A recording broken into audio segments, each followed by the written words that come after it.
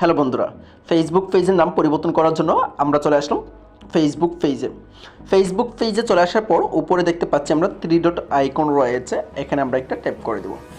এখানে ট্যাপ করে দেওয়ার পর বর্তমান যে নামটা রয়েছে এটা কিন্তু এই নামটা আমরা পরিবর্তন করব। এই নামটা পরিবর্তন করার জন্য আমরা একদম উপরে দেখতে পাচ্ছি যে সেটিং আইকন, এখানে একটা ক্লিক করে দেব।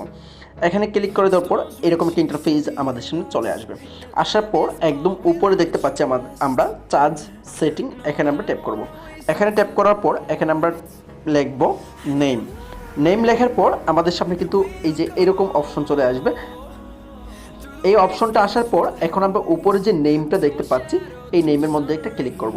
এই নেমের মধ্যে ক্লিক করে দেওয়ার পরে আমার নেমটা এখানে চলে আসছে। আপনার নেমটাও এভাবে সেমভাবে চলে আসবে। আর উপরে তারা বলে দিয়েছে যে আপনি একবার চেঞ্জ করার পর 60 দিনের মধ্যে এটা আর পরিবর্তন করা যাবে না।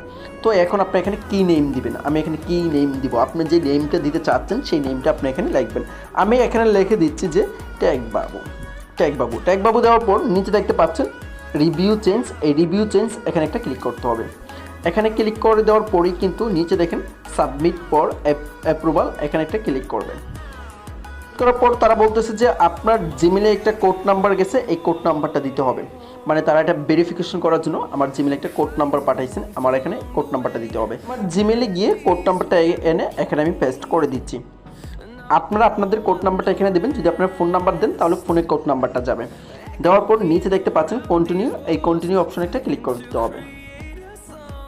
কন্টিনিউ অপশনে ক্লিক করে দেওয়ার পর আমাদের কাজ অলরেডি শেষ। আমরা এখান থেকে বের হবো, একটা রিলিউড দিব, দেখবো আমাদের নামটা চেঞ্জ হয়েছে কিনা। দেখেন আমরা একটা রিলিউড দিচ্ছি। রিলিউড দেওয়ার পর অলরেডি আমার আগের নামটা চেঞ্জ হয়ে এখন নামটা কিন্তু এখানে চলে আসছে। সো এইভাবে আপনারা ফেসবুক পেজের নাম খুব সহজেই পরিবর্তন করতে পারবেন। তাহলে আজকের ভিডিওটা এই পর্যন্ত। সবাই ভালো থাকেন, সুস্থ থাকেন।